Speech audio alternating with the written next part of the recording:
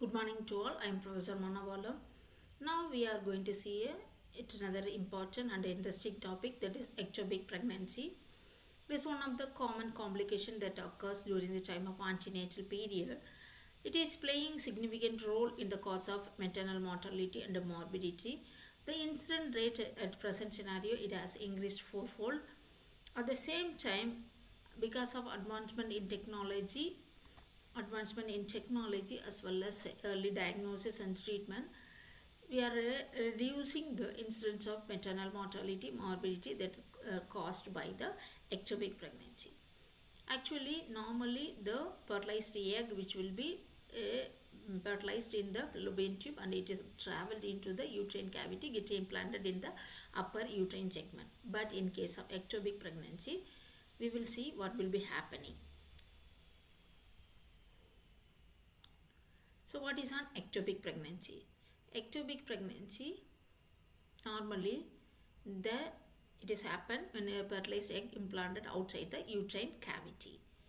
Typically, the egg is fertilized in the fallopian tube during the conception.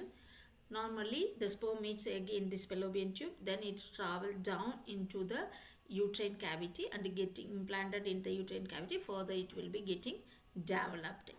So, as a embryo later on. But in case of ectopic pregnancy, the fertilized egg does not continue onto the uterine cavity. It will be, instead of it is implanting somewhere else in the body, it may be getting implanted in the cervix, ovary or peritoneal cavity, space in your abdomen. Mainly it is happening in the fallopian tube.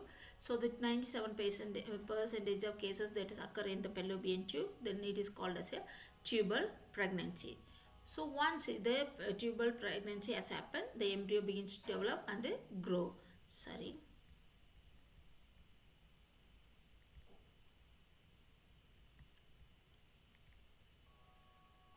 The fallopian tube. However, most of the ectopic pregnancy, already I said, it is happening in the fallopian tube, and it is getting started to grow in the fallopian tube.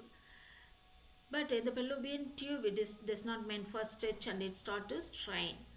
Most of the ectopic pregnancy shows the positive urine results, and beta HCG level is like a normal pregnancy. It is like maybe. However, the mother maybe have the few symptoms like vaginal bleeding, pain in the lower abdominal and uterine tenderness. So most again detected during the first trimester of pregnancy. If it is not detected or treated, it may be a life-threatening condition. A fallopian tube may be get rupture and cause for internal bleeding. So, in order to avoid all those complications, so we have to early diagnose and give treatment for the ectopic pregnancy.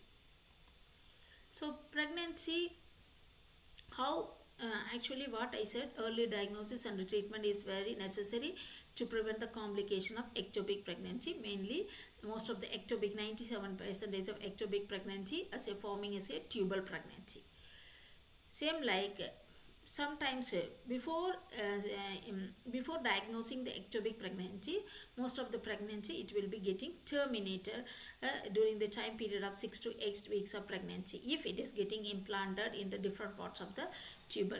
So the tube, it has the part like a ampulla, interstitial, isthmus, infundibulum. So the ampulla part is the having somewhat larger diameter when compared with other parts of the fallopian tube. So if it is the fertilized egg, it is getting implanted in the interstitial either by isthmus or infundibulum, there is the structure is less distensible, so there is a higher chance of it doesn't have adequate space for fertilized egg to grow. So automatically it may be getting terminated spontaneously by various methods.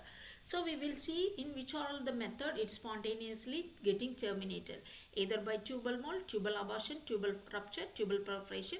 Sometimes the continuation of pregnancy is rarest one, but sometimes it may be.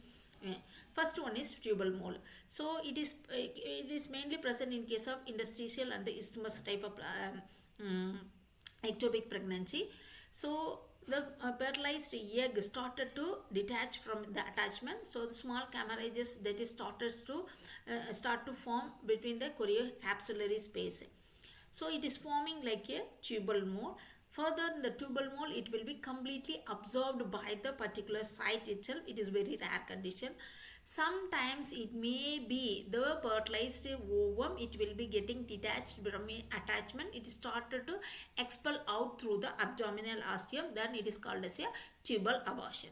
During the time of tubal abortion, sometime it may be getting the encysted by the encysted blood, it will be getting collected in the pouch of ductless. Then it is forming as a pelvic hematocele. This is one type of mode of termination, that is tubal mole.